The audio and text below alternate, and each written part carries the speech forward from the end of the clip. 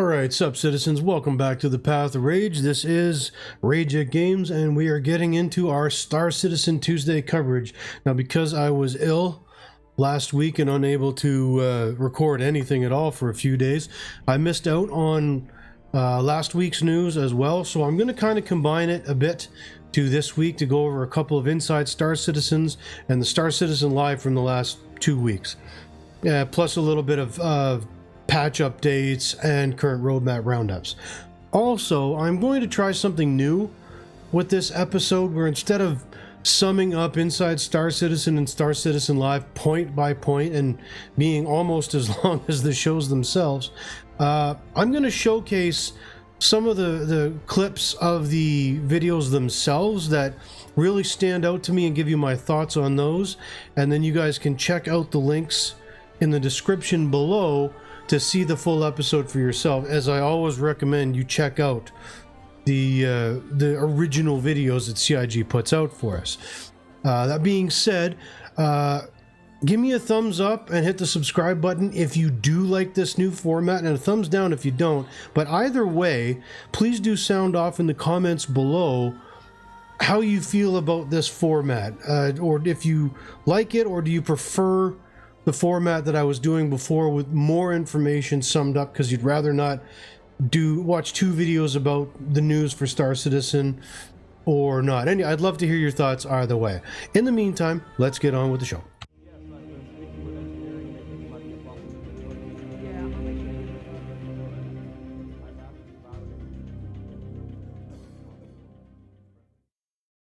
Regarding the 3.24 patch cycle, right now, as we all know, the 3.24 is in live. They recently added the Atlas, that's what our last news was about, and they've been doing some hot fixes on that because there were certain things wrong with it, and they do want to sell it. Don't buy it, wait to get it in game. And overall, that's been going well. They've been working on the stability of 3.24 on the live servers, and overall, I think that part of it is going well. People are getting used to the cargo elevators and personalized hangars and whatnot, and the new hauling missions as well. So again, sound off in the comments below if you've tried any of these and what you think. Now, regarding the PTU, we had a tech preview that was open to, I believe, all backers or most backers. I can't remember offhand. Where we tested the new server meshing tech, and we had various loadouts for the servers, such as like 3 servers running 400, 500, up to 1,000 people, 4 servers running up to 500, although there weren't quite as many people jumping in for that one. They left the test on Friday open all night long. My personal experience in the hours that I was able to test it was that the shard that I was on, and I'm sorry that I don't have any footage of it because perhaps because I was sick while I was trying to do it or whatnot, I didn't do something right and my footage ended up being corrupted and not usable. But regardless, with the shard I was on was the 3 to 500 going up to 1,000, but I don't think there was ever 1,000 people on my particular server. What I found, my personal experience, was that interactions were slightly delayed. I was hearing in Evocati chat on my second monitor that other shards were having interaction delays of up to several minutes just to get an elevator door to open.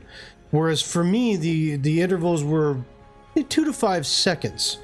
NPCs were a little more derpy than normal, but also still not frozen in place. They were moving around.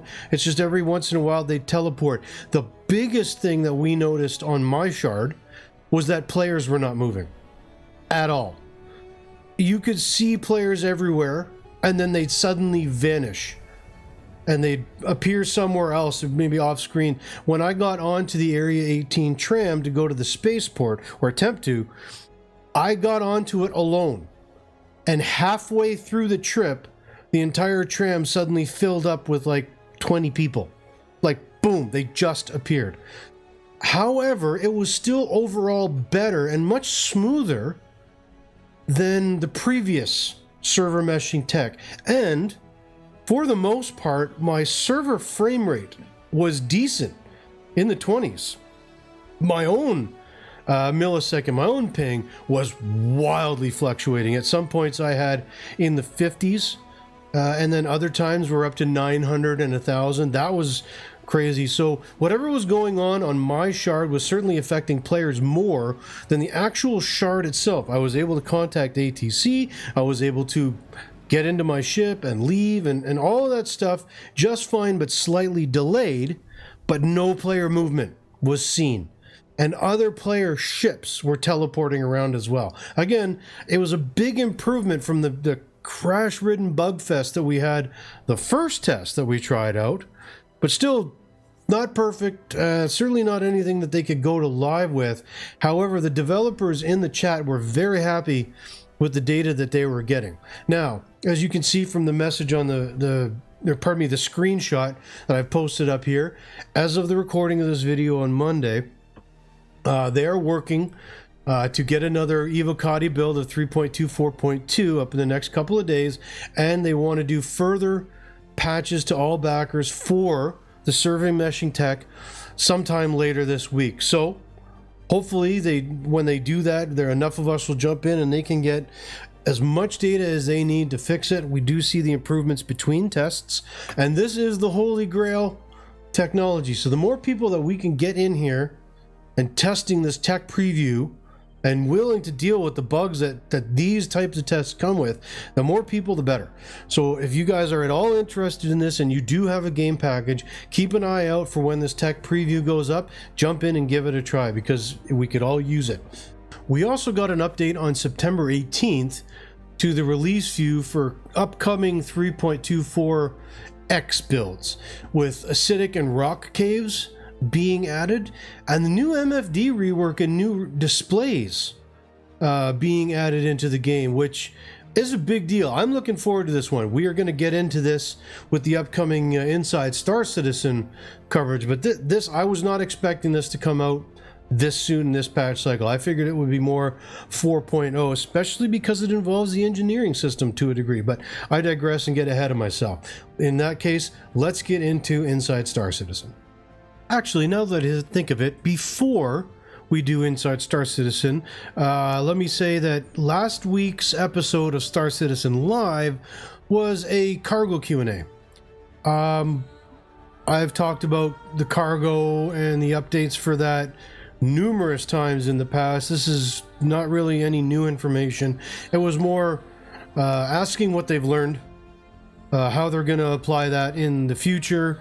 It's not really a lot of information as to what's going on now. I'm of the opinion that go ahead and watch it. I'd always suggest you watch the episodes for yourself and form your own opinions. But this was one of those episodes to me that was, I could have done without it because it was nothing that I didn't know. I'm happy they figure out what they did wrong and what they want to change in the future. None of it really matters until the changes actually come in and we can test those out. It's, when they say, oh, we want to do this down the road, that's great. But until that actually shows up, it's not that big of a deal to me. There's not that much for me to sum up for you guys that's new here. So again, I suggest you go and just watch this episode for yourselves if you like to keep up with the overall information and just want to hear the developers' thoughts on the process type of thing. Moving on. The previous week's Inside Star Citizen was a two-parter. First was focusing on the new Zeus Mark II that's being released from the RSI line of ships. It's a three-person multi-crew ship that I have to admit I am quite interested in. And this may end up becoming my daily driver over my Cutlass Black. Here's what they have to say on this ship for now. The Zeuses are a great stepping stone ship. So you've got your starter ship originally, you've dipped your toes in a few gameplay loops and you just want to be able to do a bit more. The Zeuses allow you to do that with some friends. So yeah, it supports up to 3 crew members, but you can fly it yourself if you want. And if you've got a buddy, they can man the turrets.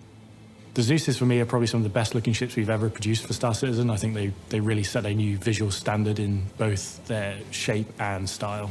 So when we release the Zeus, it comes with both the ES and the CL, both together in the same patch. The ES is the exploration-focused variant of the Zeus, so it has a modest-sized cargo bay, larger hydrogen and quantum fuel tanks, a larger radar, and a more spacious living area. The CL, the cargo version, maximizes its cargo capacity. It does that by shunting the sort of central bulkhead towards the front of the ship, so that increases the cargo capacity from 32 to 128 SCU, at the expense of just really cramming in the living quarters to be much more compact. Like I said, this ship seems to be quite cool. I'm digging the looks of it. My favorite ship is the Constellation anyway, so, and this gives me Constellation vibes. I like the RSI style. Like I said, I think this may end up becoming my daily driver, of course, once I can earn it in game. I'm all about getting the stuff in game. That is the point of the game to me. But anyway, moving on to the next part of this Inside Star Citizen, this is the really interesting part of this episode, and that is the MFDs that are coming to the verse and the various forms of them. Let's hear what they have to say. The reason why we're doing this now is because we had a lot of time during the development of Squadron to create an expandable and a more robust system for MFDs. We have a bunch of super nice MFDs ready for Squadron, and now we're moving them over to Star Citizen. It's also really good to bring it over now because we've got the new resource network system, so we need to have the MFDs here to support that new gameplay. Initial release, there'll be 5 visual styles to the MFDs and the HUDs. There's Aegis. It's very militaristic and it's very sleek. Anvil is great. I love the green color of Anvil. It feels a lot more like an F-16 cockpit. Drake is my favorite. It's retro and Blade Runner and CRTs. There's Argo. It really feels like a piece of industrial equipment, which is what the brand is going for. And there's the generic style that will support all the other ship manufacturers for the time being. For this release, the MFDs are getting 9 different views. Oh, how many is that even? Well, let's go through it. We'll start with self-status. Self-status includes all of the critical information about your ship dependent on your current operator mode. So you'll have your ammo numbers in guns mode, you'll have your missile arming in missile mode, and your fuel readouts in quantum mode. There's also a unique version for turrets as well. We have taken away a lot of, well, faff from there. So this is simpler than before. It's more condensed and it links into the new systems that have been developed in terms of vehicle features. For example, it shows your updated gimbal modes, and it also shows your current weapon group, which is a new thing as well. Target status is the same thing, but it gives you the information about the target that you have currently selected. It's mostly going to be, for a lot of players, the ship holo. You're going to want to see, am I dealing some damage or not?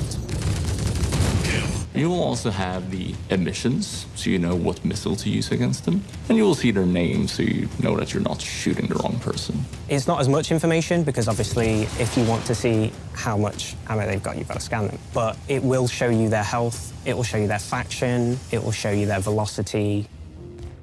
Now, this is an update that I am absolutely thrilled to hear about, because I currently find the multifunction displays for the ships in the current live and beta builds to be shit, to be quite honest. I find that they don't work more often than they do for me. Targeting enemies generally doesn't want to half the time pop up what the enemy ship even is, doesn't show up. I find most of the stuff on the MFDs to be useless and hard to use, especially if you're getting into a combat situation and you have to stop flying or whatnot. Certainly set your ship to go straight ahead while you focus look over to an MFD, then right click, holding down F, left click on it to focus in, and move your mouse around to these finicky. I just don't find the MFDs to be that spectacular or useful right now. So everything that I'm seeing in this so far is fantastic. They talk about being able to assign weapon groups and missile groups and all of that kind of stuff. So this is absolutely a huge update to all of the ships in the verse, even if they're just getting the basic every ship temporary MFD. This is fantastic. Now there's one other thing that they say in this that I think we should pay special attention to, and that's this part. The new screens, the biggest one is power management. Engines on. It's a simplified version of what you'll find on an engineering terminal, but it's for sort of daily use for the pilot. It's using the full power of the resource network system, and it gives it to you right there in the pilot seat, so you can do the full assignments as you like them if you're flying solo. This is also where you will see your emissions. So if you're doing anything stealthy, you go into power management, you set your settings to low, and you will see your emissions adjust accordingly. You can turn on and off different systems in the ship. You can apply different levels of power to each system. You can see your total output, how much you're using, and you can also see different status readouts for those systems. So if something has run out of power or it's offline, it will also represent that on the power management MFD. Engines off. Along with that is the diagnostics view. The diagnostics view is where you go to check in on your ship. If something's not feeling right, well, maybe check diagnostics. It will show you the wear that component has taken, as well as its current health and its status, whether it has any errors, and there'll be a summary at the top of the screen that shows you how many of your components have errors. Now, I'm really glad to hear this, as it's telling us straight up that we are going to have a pretty much full amount of control over our ship and its systems from the pilot seat, that we won't have to be doing all of this from a separate screen, not in the pilot seat, requiring an engineer to take care of that while we fly. The fact that we as pilots are going to have that available to us at our fingertips in an MFD right in our seat is fantastic. There was more that they had to say about these MFDs. Again, like always, I encourage you to check out the full episode. Links in the description below. And for now, let's move on to the next episode of Inside Star Citizen. Now, this episode was a really interesting one that, as always, I highly recommend you check out for yourself, because this was all about engineering and the changes coming to the ships, to components, to damage systems, and all of that. This is going to be a massive update, a massive change. This is where that gameplay that we've always thought about with multi-crew ships, where a pilot and turret gunners are all in a ship defending against other ships, a small fleet perhaps, and you've got engineers on board running back and forth trying to repair various systems on the ship in order to keep you afloat before the enemy takes you out, or long enough for you to take them out first. This is a great episode, but here are a couple of highlights. First up, let's listen to this. Fundamentally, Resource Network is a replacement for the pipe system we had in the past that you may have heard about. We chose a similar system, basically doing most of what we're doing right now with the Resource Network, but in a way that was not as scalable as what we intend to do. Landing complete. So right now we just have one type of hydrogen fuel, but if we want to extend that in the future to having like multiple types that have some specific benefits on the thrusters, it's very easy now to add that resource. It's just a data setup. So Resource Network is the underlying technology for the system to work, and engineering is the gameplay we intend to have on top of this technology so that players may experience it. Your ship flies because, the thrusters get fueled, the power plants output power that the weapons and the sails and also the thrusters use. Engineering is all about both maximizing the use you get out of the Resource Network fun, and also getting the resource network itself going so that you're not dead in the water. It's all things that players will be able to interact with. They will have to dedicate roles in their ships so that crew members are assigned to fixing those issues, and they can encounter more dynamic situations that will not happen in the previous systems. The goal right now is to have all the components on the ship being physicalized. That means that the things that will take damage will be the components. That then means that those components are the reasons to the failure of your ship. The biggest thing we are aiming for is switching from your health pool of the bespoke ship to just moving that completely over to the physicalized component. So damaging the component is damaging your ship. I think this is the part where the biggest change for the players happen, because there the gameplay of repair comes in, and then you can revitalize your ship. So you can actually use your formerly dead in the water ship after exchanging or repairing the components. Ships are no longer going to have health pools like they do for now. I kind of knew this was coming, especially with Maelstrom, the damage system that they're bringing in, the physicalized damage system, but I wasn't expecting quite this much of a change.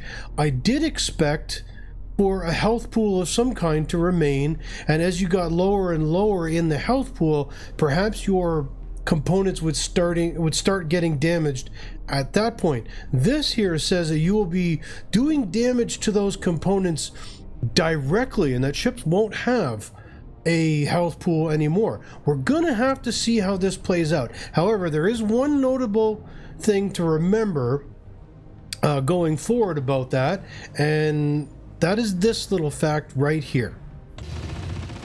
So damage penetration is a simplified version of what we'll be getting eventually with a more physicalized system, but essentially what it means is that now certain types of weapons can penetrate through the hull of a ship. This is a function of the weapon itself, its penetration values, and also of the armor of the ship, which can be depleted over time. So if you use ballistics, you have a higher penetration, which allows you to cut through the armor more deeply and touch the components inside the ship directly. As opposed to this, you also have energy weapons, which will be more effective at melting down the armor. The goal here is that you first need to bring down the armor health value to get to the fullest potential of your penetrating weapons. Then you can penetrate the ship and actually damage the components that sit inside the ship and not on the outside of the hull. And that is how we make up for not having a literal health pool anymore. We will now have armor stats. We will have weapons that can and possibly cannot penetrate certain levels of armor. This will make the differences between light, medium, and heavy fighters, for example, and heavier industrial ships compared to racing ships, all the more apparent. This will actually make things a bit more realistic overall. This is a change that I'm very much looking forward to. I can't wait to see how this plays out. I'd love to hear your thoughts on this one in the comments below. They also talked a bit about the life support system, how that will be used. You can use it to fight fires and such forth like that. One thing I did notice is that opening the door with onto a planet that doesn't have the same atmosphere will actually drop or raise the temperature inside the ship, as opposed to the way it is now. Your ship is an enclosed environment, even with the door open. I don't know if this is planned to be permanent or just a temporary thing. I think having to constantly remember to have your helmet on at all times in your ship might be a pain in the ass, especially if your ship is undamaged. You should be able to expect to walk around a pressurized, force-fielded ship without your helmet on, as you currently do. This may be something that divides the community, and we'll have to see how it goes. In any case, this was also an excellent episode on Inside Star Citizen. There is more. They go into a bit more detail about how this affects the resource system, what can be done from the engineer's screen and what can be done from the pilot's screen as well, how those two can be locked out. There's definitely more, so I suggest you check out the link below and watch the entirety of the episode for yourself. But in the meantime, that will do it for our coverage for Star Citizen this week. Hopefully I'll be back on track for further going forward and not having to miss out due to being sick. In any case, I hope you enjoyed this episode. Like and subscribe if you did, especially if you're new and you haven't done so yet. Dislike if you didn't like it, but please, like I said at the beginning of the video and you've made it this far, please do sound off in the comments what you think of this new format. I think I might be enjoying how making these videos works a bit more conveniently for me, but again, I do want to hear from you guys. And in that case, until next time, I have been Rage at Games. This has been our Star Citizen News, and I will see you in the verse. Bye-bye.